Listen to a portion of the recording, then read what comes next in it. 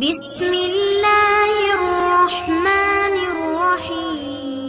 السلام علیکم ورحمۃ اللہ وبرکاتہ۔ سامعین کرام، میں امید کرتا ہوں سب بہن بھائی خیریت سے ہوں گے۔ سامعین کرام، آج پھر آپ کا بھائی جنگ موتا کے پس منظر کے ساتھ آپ کے سامنے حاضر خدمت ہوا ہے۔ جنگ موتا 8 ہجری میں ہوئی تھی۔ موتا ایک موضع کا نام ہے جو شہر بلقاء کے قریب اور بیت المقدس سے 2 منزل تقریباً 100 میل کے فاصلے پر واقع ہے۔ اسلامی تاریخ میں جنگ موتا کا شمار اہم سرایہ میں ہوتا ہے۔ اس جنگ میں سخت قتال واقع ہوا تھا اور اس جنگ کی فتح کے بعد ملک عرب کے بیرون و دیگر ممالک پر اسلام کی ہیبت کا سکہ بیٹھ گیا۔ جنگ موتا کا وقوع کا سبب یہ ہے کہ رسول اعظم صلی اللہ علیہ وسلم نے بصرہ کے حاکم کو اسلام کی دعوت کا مکتوب گرامی خط لکھا تھا۔ حضور اقدس صلی اللہ علیہ وسلم نے حضرت حارث بن عمیر ازدی رضی اللہ تعالی عنہ کو وہ خط عطا فرما کر بحیثیت قاصد بصرہ کی جانب سے روانہ فرمایا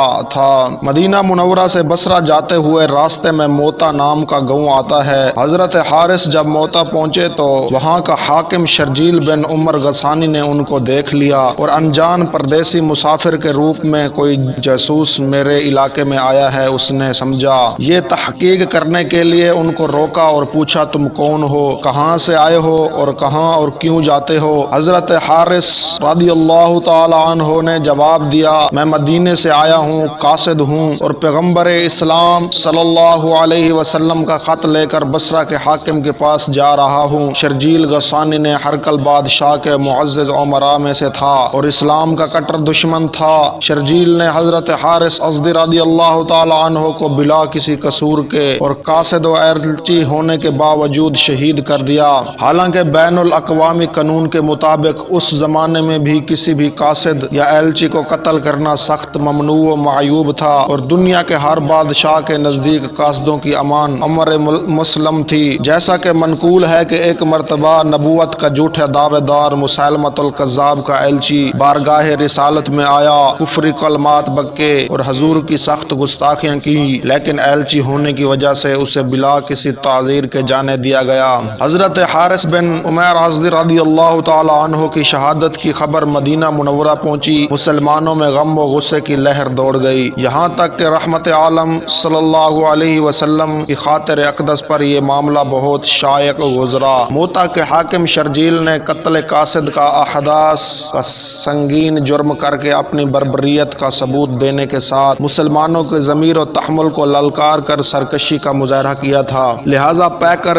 حسن و اخلاق رحمت للعالمین صلی اللہ علیہ وسلم نے اس کی سرکوبی کے لیے موتا پر لشکر بھیج کر استحصال جرم، جفا و نفاذ، رحم و وفا کا درس دیا۔ جب مدینہ منورہ میں یہ خبر پھیلی، حضور صلی اللہ علیہ وسلم نے دشمنوں کی سرکوبی کے لیے موضع موتا میں لشکر روانہ کرنے کا ارادہ فرمایا ہے تو مجاہدین اسلام جذبہ شوق و شہادت میں جمع ہونے لگے اور دیکھتے ہی دیکھتے 3000 کا لشکر جرف میں مجتمع ہو گیا۔ پھر حضور اقدس وہاں تشریف لے گئے اور فرمایا، میں زید بن حارثہ کو تمہارا امیر مقرر کرتا ہوں، اگر وہ شہید ہو جائیں تو حضرت جعفر بن ابی طالب امیر بنیں گے، اگر جعفر بھی شہید ہو جائیں تو عبداللہ بن رواح امیر مقرر ہوں، اگر وہ بھی شہید ہو جائیں تو پھر مسلمان جس کو چاہیں امیر بنا لیں۔ اس کے بعد حضور اقدس صلی اللہ علیہ وسلم نے سفید کپڑے کا علم حضرت زید بن حارثہ رضی اللہ تعالی عنہ کو عطا فرمایا اور اسلامی لشکر نے مدینہ منورہ سے کوچ کی۔ حضور اقدس صلی اللہ علیہ وسلم نے لشکر کو رخصت کرنے کے لیے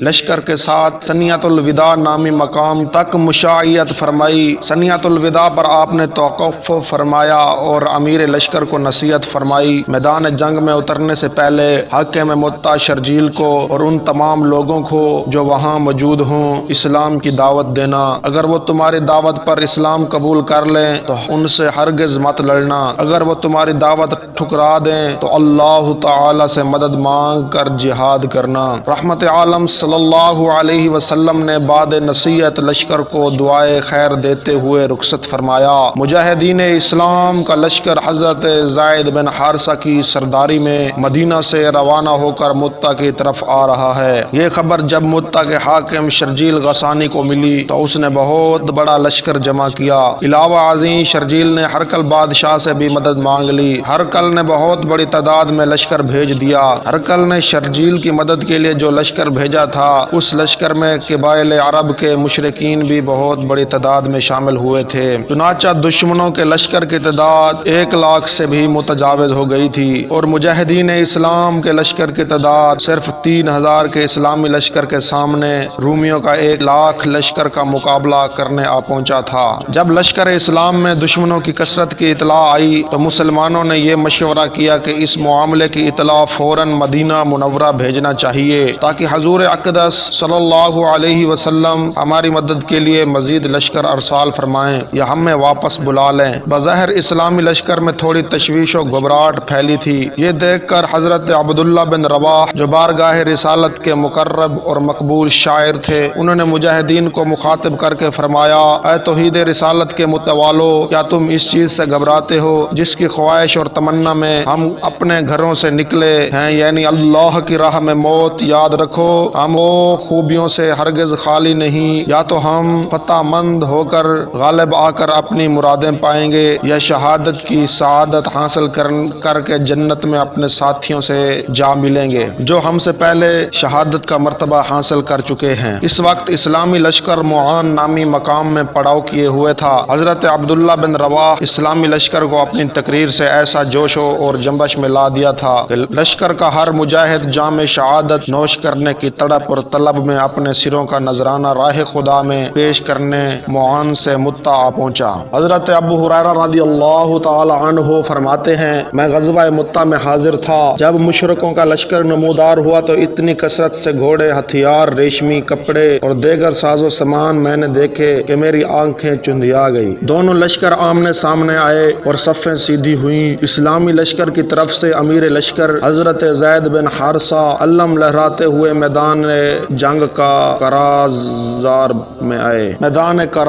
میں آئے اور شجاعت و دلیری کے جوہر دکھائے۔ ان کی تلوار بجلی کی مانند گھومتی تھی اور توق عدد کی آن میں جسم سے جدا کرتی تھی۔ مجاہد اسلام کی شمشیر کی تاب کی دشمنوں میں شکست نہ تھی، لہذا تیروں کی بوچھار سے حضرت زید بن حارثہ کے جسم کو چھلنی کی مانند مجروح کر دیا۔ حضرت زید بن حارثہ بہادری سے لڑتے ہوئے شہید ہو گئے۔ حضرت زید بن حارثہ کے شہید ہونے پر فرمان رسول صلی اللہ علیہ وسلم اسلامی لشکر کا علم حضرت جعفر بن ابی طالب نے سنبھال لیا۔ آپ اپنے گھوڑے سے اتر کر پیادہ ہو کر لڑنے لگے۔ آپ کی شمشیر زنی کی سرعت اور برق رفتاری سے دشمنوں کے لشکر میں تہلکہ مچ گیا۔ آپ نے دشمن کے لشکر کی صفیں الٹ کر رکھ دی۔ کسی بھی دشمن کو ہمت نہ ہوتی تھی کہ اکیلا آ کر آپ سے ٹکرائے، لہذا مجموعی طور پر آپ پر حملہ آور ہوئے۔ اس حربے میں آپ کا داہنا ہاتھ کٹ کر جسم سے الگ ہو گیا۔ آپ نے علم کو بائیں ہاتھ میں تھام لیا، پھر آپ کا بایاں ہاتھ بھی کٹ گیا۔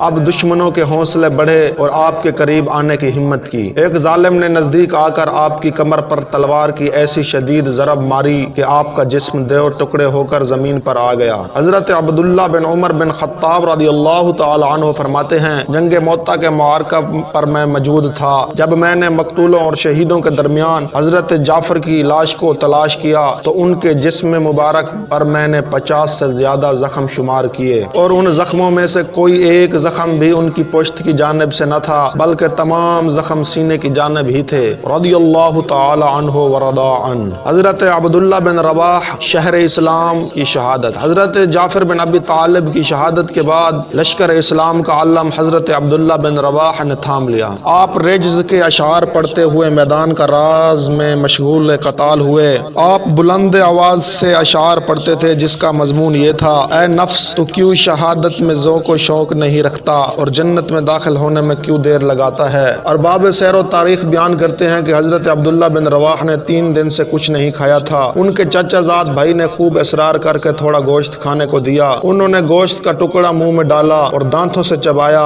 اس وقت حضرت جعفر بن ابی طالب کی شہادت کی خبر آئی۔ انہوں نے اس لمحے گوشت کو یہ فرماتے ہوئے تھوک دیا: اے نفس، جعفر تو دنیا سے چلے گئے اور تو ابھی تک دنیا میں مشغول ہے، اے نفس شہادت کی طرف میل ہو جا، شہادت سے مت بھاگ، خدا کے نام پر قربان ہو جا۔ یہ کہتے ہوئے معرکہ پیکار میں داخل ہوئے اور اعدائے دین سے قتال کرتے ہوئے شہید ہوئے۔ اسلامی لشکر کو مدینہ طیبہ سے روانہ کرتے ہوئے حضور عالم صلی اللہ علیہ وسلم نے اسلامی لشکر کے امیر کے تقرر کا سلسلہ میں حضرت زید بن حارثہ کے بعد حضرت جعفر بن ابی طالب اور حضرت جعفر بن ابی طالب کے بعد حضرت عبداللہ بن رواحہ کے نام ارشاد فرمائے تھے۔ یہ بھی ارشاد فرمایا تھا کہ حضرت عبداللہ کے بعد مسلمان کسی ایک شخص کی امارت پر متفق ہو جائیں۔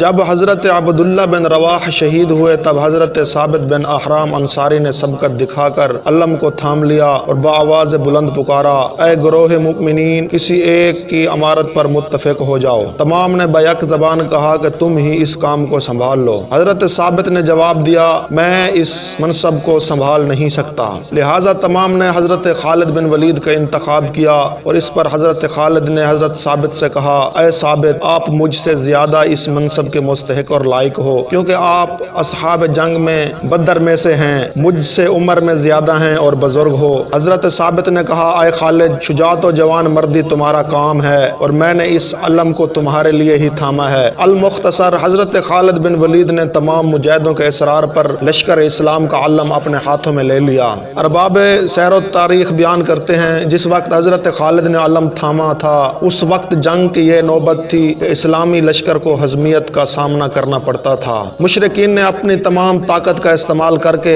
ان پر ٹوٹ پڑے تھے، امڈتے ہوئے سیلاب کی طرح مجاہدوں کی چھوٹی جماعتوں کو اپنے نرغے میں لے لیا تھا۔ کہاں صرف 3000 پردیسی بے سر و سامان مجاہدوں کی مختصر فوج اور کہاں 1 لاکھ مقیم اور تمام جنگی ساز و سامان سے آراستہ لشکر۔ بظاہر ایسا محسوس ہو رہا تھا کہ رومی لشکر کا سیلاب لشکر اسلام کو تنکے کی طرح بہا لے جائے گا۔ اسلامی لشکر کے اہم شاہ سوار یک بعد دیگرے شہید ہو رہے تھے، لشکر مشرکین کے حوصلے بڑھ رہے تھے، اسلامی لشکر کے سپاہی بڑی شدت اور تنگی میں تھے، پیچھے کو ہٹ رہے تھے، منتشر ہو رہے تھے، مایوسی کا عالم چھایا ہوا تھا۔ حضرت خالد بڑی شجاعت سے مشرکوں کے حملے کو روکنے کی کوشش کر رہے تھے اور اسلامی لشکر کو ثابت قدم رکھنے میں کوشاں تھے۔ اس وقت قطنہ بن عامر رضی اللہ تعالی عنہ نے بآواز بلند پکار کر کہا، اے گروہ مسلمین، جنگ کرتے ہوئے مر جانا فرار ہو کر مرنے سے بہتر ہے۔ اس للکار نے لشکر اسلام میں ایک نیا جوش و حوصلہ پیدا کر دیا۔ حضرت خالد بن ولید نے لشکر اسلام کو پلٹ کر یک باری حملہ کرنے پر اکسایا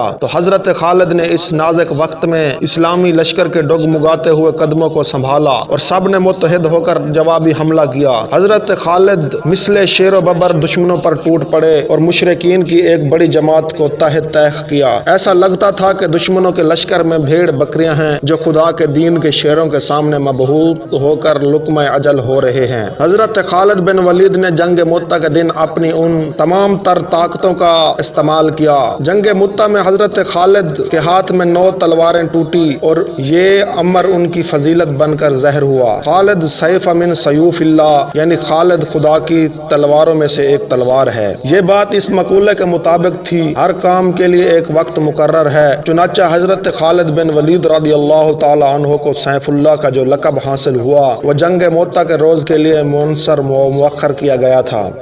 ارباب تاریخ بیان کرتے ہیں، حضرت خالد بن ولید اور ان کے ساتھیوں نے ڈٹ کر دشمنوں کا مقابلہ کیا۔ آفتاب غروب ہونے پر جنگ موقوف ہوئی اور دونوں لشکر نے لڑائی سے ہاتھ کھینچ کر اپنے اپنے کیمپ میں واپس ہوئے۔ دوسرے دن صبح ہوئی تو حضرت خالد نے علم اٹھایا اور لشکر کو میدان میں اتارا۔ اس دن حضرت خالد نے جوش و خروش کے ساتھ ہوش کی آمیزش کرتے ہوئے صفوں کی ترتیب میں ایسی تبدیلی کی کہ دشمن مبہوت ہو گیا۔ گزشتہ کل جو گھوڑوں پر تھے انہیں نیچے اتار دیا اور جو نیچے تھے انہیں گھوڑوں پر سوار کر دیا۔ اسی طرح مقدمے والے حصے کو ساکا اور ساکے والے کو مقدمہ بنا دیا گیا، لیکن عیسائیوں کا اور مشرکوں کا لشکر گزشتہ کل کی ترتیب سے آیا۔ جب گھوڑوں والوں نے دیکھا تو اسلامی لشکر میں گھوڑوں والے اور تھے، جب نیچے والوں نے دیکھا تو اسلامی لشکر میں نیچے والے اور تھے۔ دشمنوں نے یہ گمان کیا کہ آج اسلامی لشکر کی امداد کے لیے دوسرا لشکر آ پہنچا ہے اور اسی وہم و گمان کی وجہ سے ان کے دلوں میں رعب و خوف پیدا ہو گیا، لہذا وہ میدان جنگ میں بزدلی سے لڑے اور نتیجہ یہ ہوا کہ ان کے قدم اکھڑ گئے، پیٹھ دکھا کر راہ فرار اختیار کی۔ حضرت خالد نے دشمن کے مفرور و لشکر کا تعاقب کیا اور کثیر تعداد میں مشرکوں کو تحت تیگ کر کے دلیری اور مردانگی کا پورا حق ادا کیا۔ والسلام तमाम दोस्तों, अगर किसी ने मेरा चैनल सब्सक्राइब नहीं किया तो चैनल सब्सक्राइब कर दें। मिलते हैं किसी और नए बेहतरीन और दिलचस्प वाक़या में। तब तक के लिए अल्लाह हाफिज़। चैनल लाजमी सब्सक्राइब कर लें, साथ ही बेल आइकन का बटन दबा दें। वस्सलाम, दुआ में याद रखिएगा।